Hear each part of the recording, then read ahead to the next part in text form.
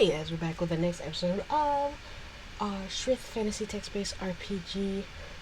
Last time we were looking at Sryth for that guy. We found him. He told us about some kind of ruins that we need to go to. So I'm thinking I probably are gonna head straight to that and do.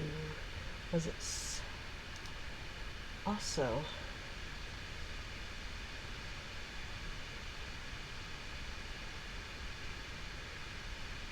There's something right outside Sryth as well.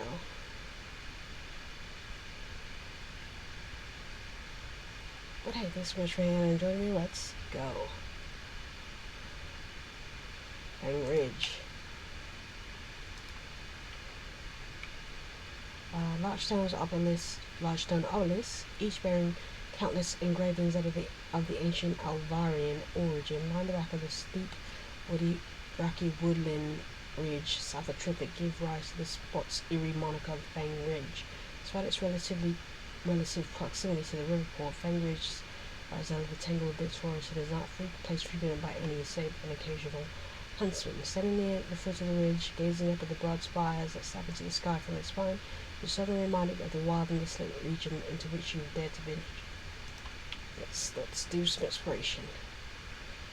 I don't know what happens here, or what we're going to be looking for.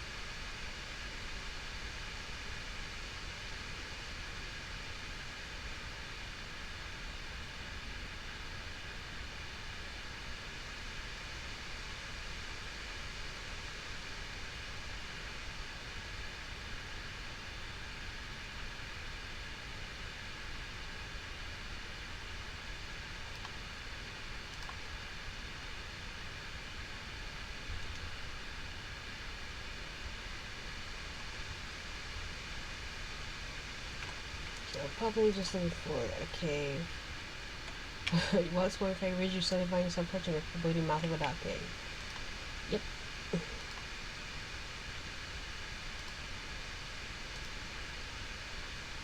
Common scavengers. Hey, rejuvenation. Oh, there's two. Do some news. This is a kill everybody who's here sort of thing.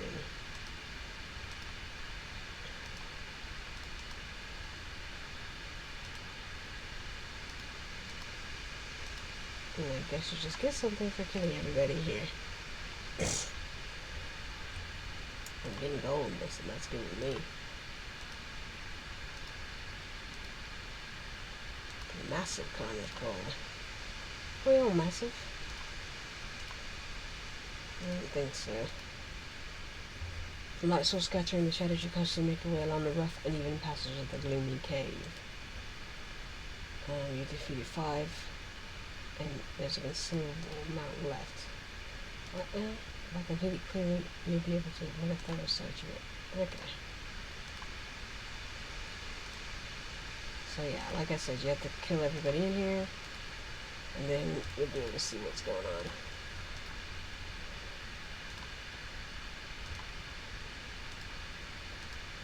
Alright, let's go back north. Blackhorn Beetle. Oh, we're getting a lot of money out of here though. Nothing else.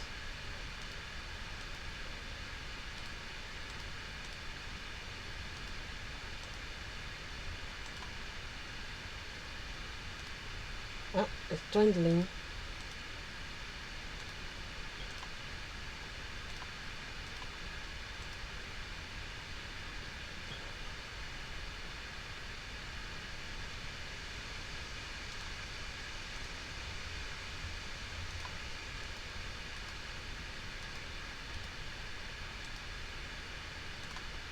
Scavenger. Dwindling.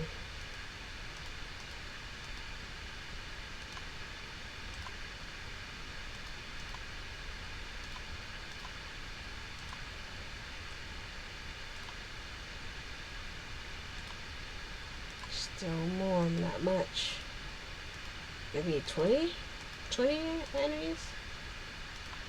This will get me 2 more.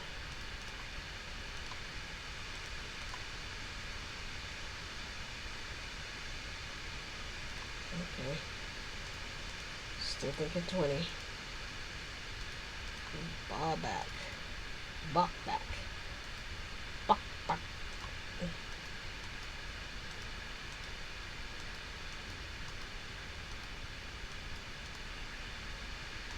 Nope, no, just 30 cents. It's only 30. 21, I mean. That could be the end. I'm so tired right now. Just automatic right now. Just ran out of. Is that it? Is that it? Sweet. So let's check here. I've looked everywhere already. I didn't see anything.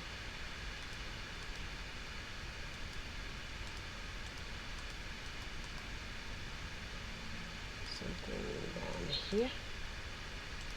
No, something up here. There's something in here. Oh, rude. Well, let's leave. Yeah.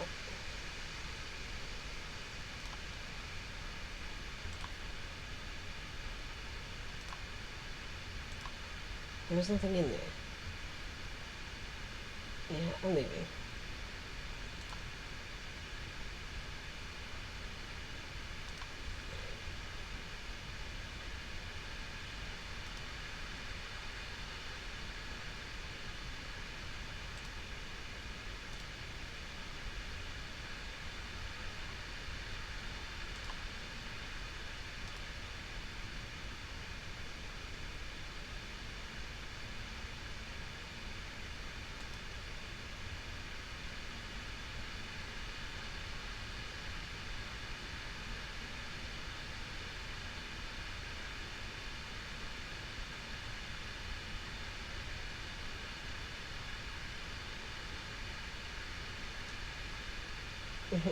It talks about other adventures too.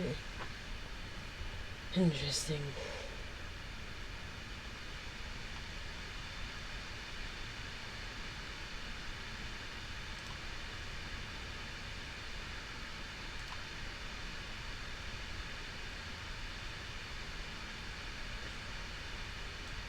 Interesting.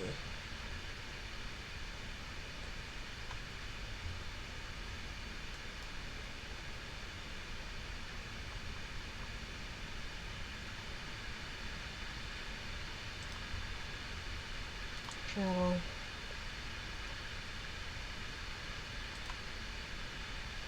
Let's go on to Hawkwall. Or just the Hot Wheels.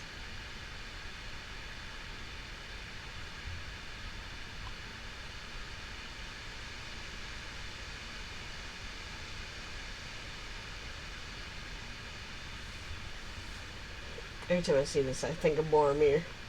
It's not what it says.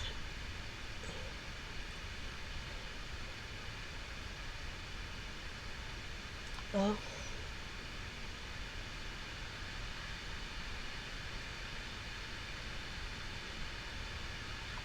I don't see what I'm looking for.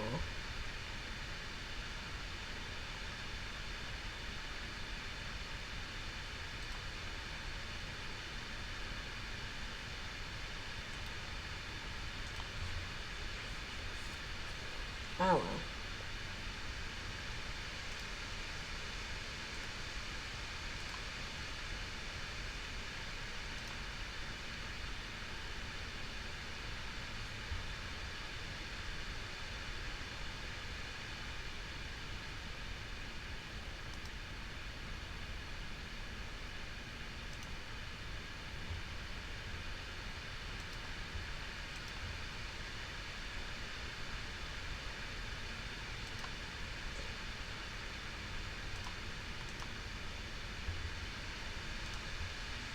Alright.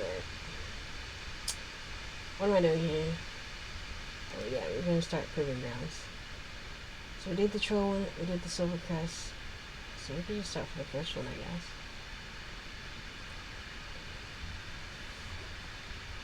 Proving Ground 1 is a special multi-part adventure to test the metal for us.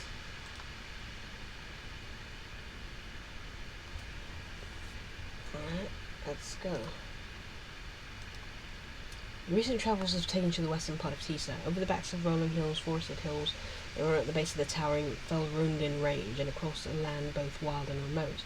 The people of this part of Tisa are for the most part a hardy folk accustomed to the hardships of life on the rugged western frontier of the kingdom. It is an overcast, brisk, late autumn afternoon that finds you following a well-worn road to the wooded hills on your way towards the town of Tain. You've heard from more than one source that the town's Songbird Tavern boasts the best ale west of the Salinas, and the very thought of a frothing flagon before a roaring fire is more than enough to temporarily put your aching road-weary legs out of the mind. As you come around a sharp bend in the road, your eyes are unavoidably drawn to several plumes of thick black smoke rising over the tops of the trees ahead. Your pulse quickens as a horrifying realization strikes you. Tain is burning. You hurry toward the distant smoke, wondering what calamity has struck the remote frontier town. As you draw near the edge of Tain, though the town is not yet in sight, a group of people appear over the back of a small rise and move along the road towards you, pulling a small wooden cart behind them that bears various possessions and several small children. As the party of seven approaches you, note the unmistakable look of fear plainly fixed to every face, and you find yourself reminded of the remote and wild nature that your frontier resistance is so very familiar. Or even a hardy populace can find itself vulnerable to far removed from the protective shadow of the crown. A sinking feeling wells up in the pit of your stomach as people pass by you and behold their fearful empty stare. Something is very wrong here. Turn back, stranger. There's nothing but death in that direction, he says, one of the men grimly, his face streaked of sweat and grime. He and another man are hauling along the cart that bears a stack of possessions and several small children. You ask the people what has happened here, but they do not stop. The same man who issued you the ominous warning answers your query. You learn that barely an hour ago a band of masked horsemen descended on the unfortified town, smashing its beginning fences and killing any who dared draw arms against them. Two men wielded long swords and fought with a degree of skill common among the roving bandits that occasionally strike the frontier settlements. Faces of these raiders were hidden behind painted masks of red and black that covered everything save their eyes. His story takes another unexpected twist when he tells you that the masked men were not alone. You learn that a group of forest trolls in league with the horsemen arrived shortly after and set about ransacking and burning the town, saying anyone unlucky enough to be caught in their path. Never heard such screams in all your life, the man said. The beast? No, nothing in mercy where no one they came upon. They were looking for something that is plain, though I do not understand the brutality of their search. But no hordes of riches to be found here. We now flee for our lives with what little we can hope will sustain us on the road. It would be wise to join us, for only death now prowls that place. Press men for any information as to what the masked men and the troll counterparts might have been seeking. There's only a woman walking up behind the cart speaks. They were looking for Jetha. I heard the men ask for Jetha. He's a mage who once served as a magistrate, though I dare say he has now been around our way for some time. His daughter, Miri, is also a spellcaster. She's recently taken up his residence. I really hope that nothing ill has befallen her or her father. Refugees tells you that there's still many town folks trapped in Tain, women, men, women, and children. This sounds very familiar, so I feel like I've done it already. Let me go back and see. Like recently, I've done it.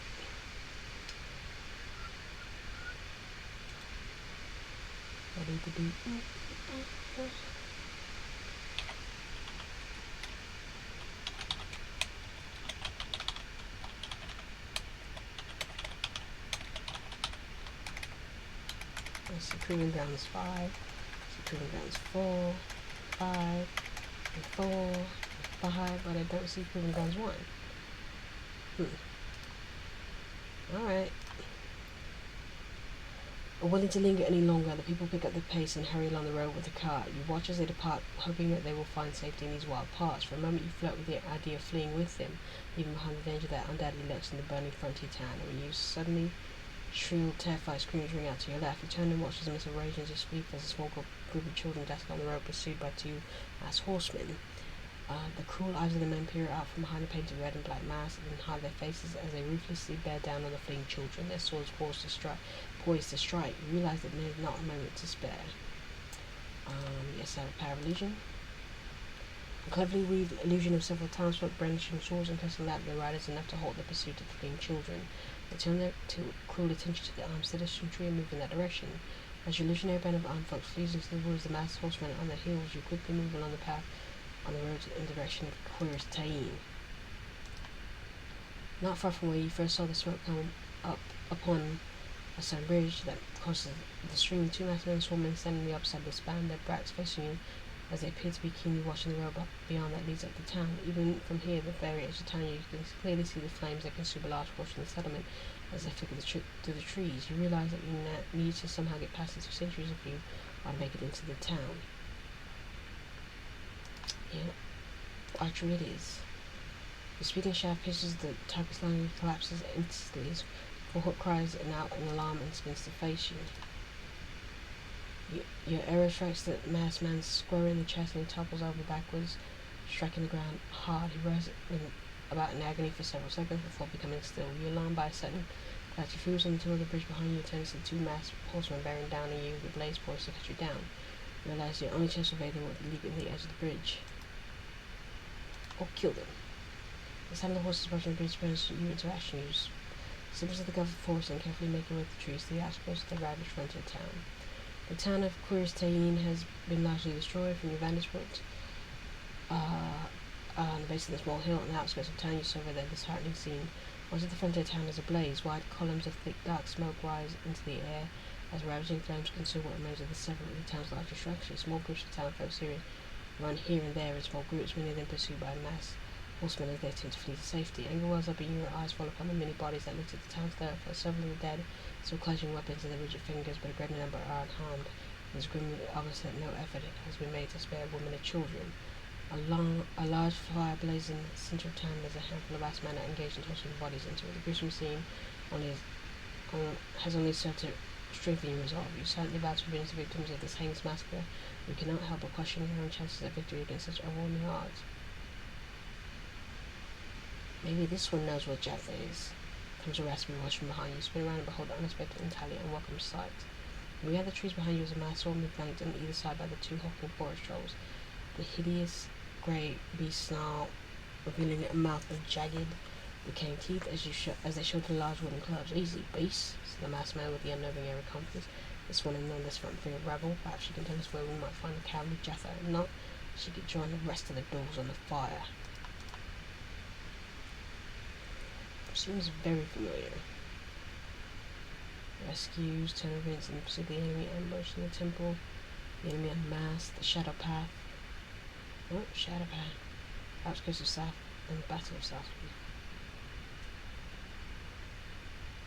One victory in one attempt. It doesn't say I've done it before.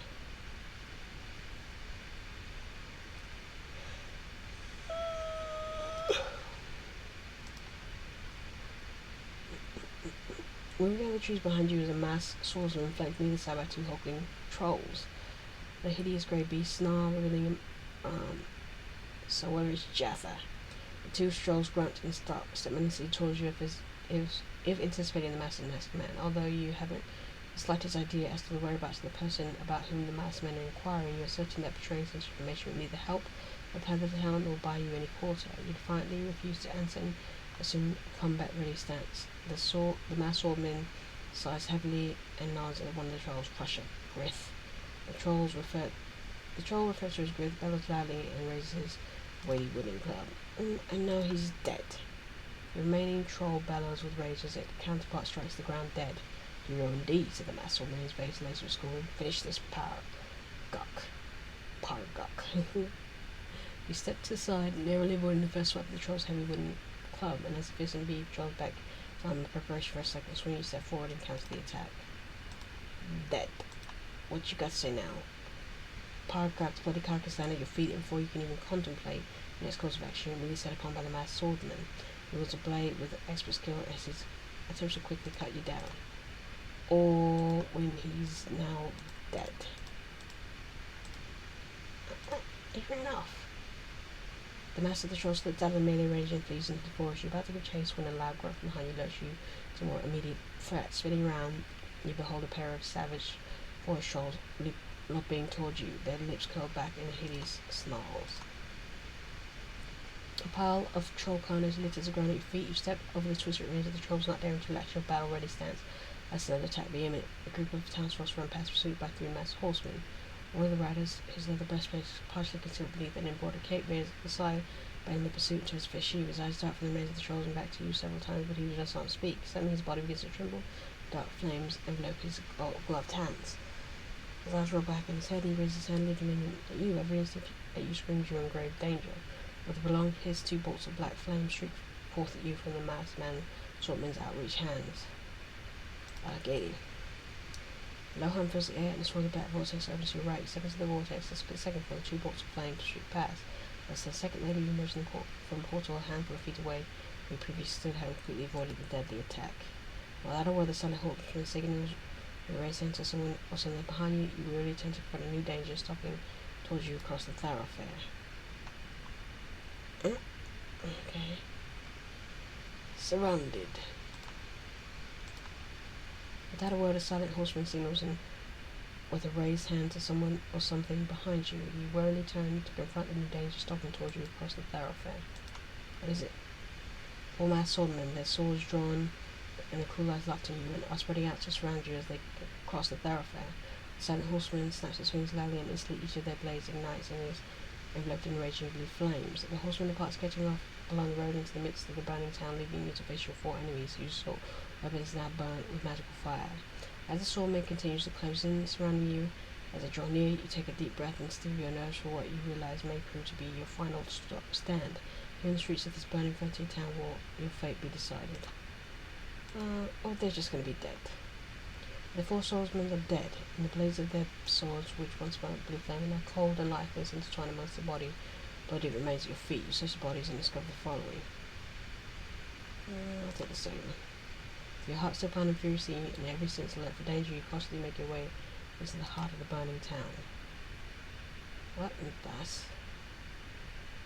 The desperate cries from the embattled town folk serves as your guide as you struggle through the smoke and flame that consumes much of the frontier town. Right, I think this will be the last one. You sit close to the western edge of Tain's main thoroughfare as you boldly but cautiously press deeper into the ravaged town. The mounds of burning debris and low-hanging smoke that fills the streets offers adequate cover. As you swiftly make your way to the midst of the territory held firmly by the enemy, the terrified shrieks of several townsfolk reach your ears, and you look to the opposite side of the thoroughfare, where you witness 4 men and 8 women being hurtled into the burning stables by 3 trolls. The large structure is almost entirely engulfed in flames, and grinning smiles at the savage creatures doing nothing less than coldly executing the defenseless people. Anger overcomes your naturally cautious instincts, and you stride toward the 3 trolls whose backs are turned to you, preparing to engage in the savage trio. You're halfway across the thoroughfare when suddenly a flaming arrow embeds itself in the ground only inches from you. You see freeze and turns to this direction and attack just in time to witness a second fiery shaft scream through the air in direct course for your chest. Provocation. The flaming arrow strikes your invisible barrier and slides aimlessly, harmlessly to the ground. The witness then mass archer who fired the shot shoulder his bow and stride off into the smoke and fire. With no further delay, you dash across the remainder of the thoroughfare and launch your attack on the unsuspecting trolls. Your attack catches the trolls off guard, and you manage to distract from the foul beast before the remaining 2 have a chance to counter your assault. The smaller of the 2 trolls snarls as it swipes you with the long, thickly muscled arms, attempting to rip you to shreds with his fearsome claws. Or he's dead.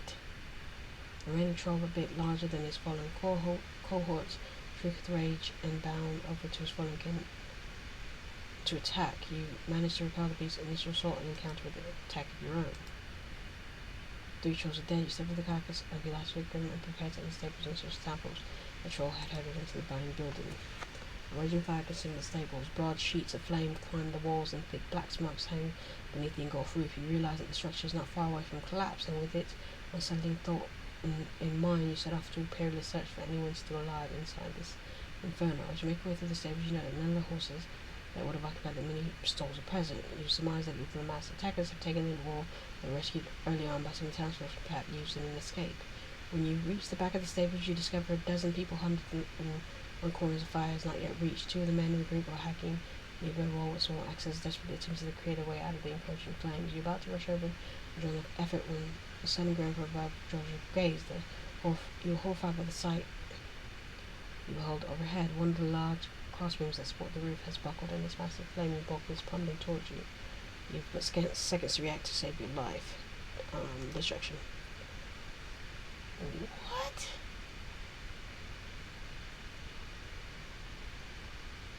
I've been killed. Why did destruction work?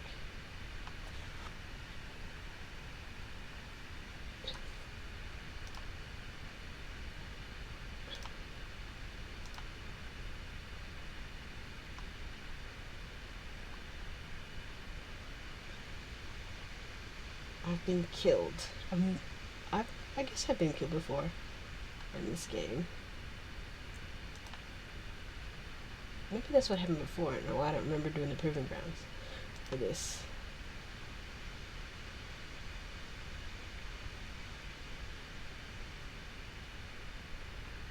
Wow. Rude. Well, I'm upset now. I've been killed. Well,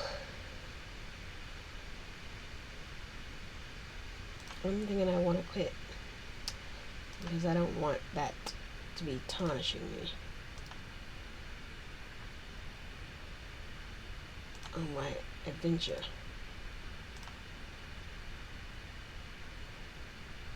What, does it save after every time? How rude. Well, is what it is.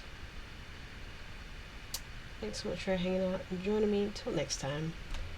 Where I'm not going to be doing pre-girls for a while because it's getting on my nerves.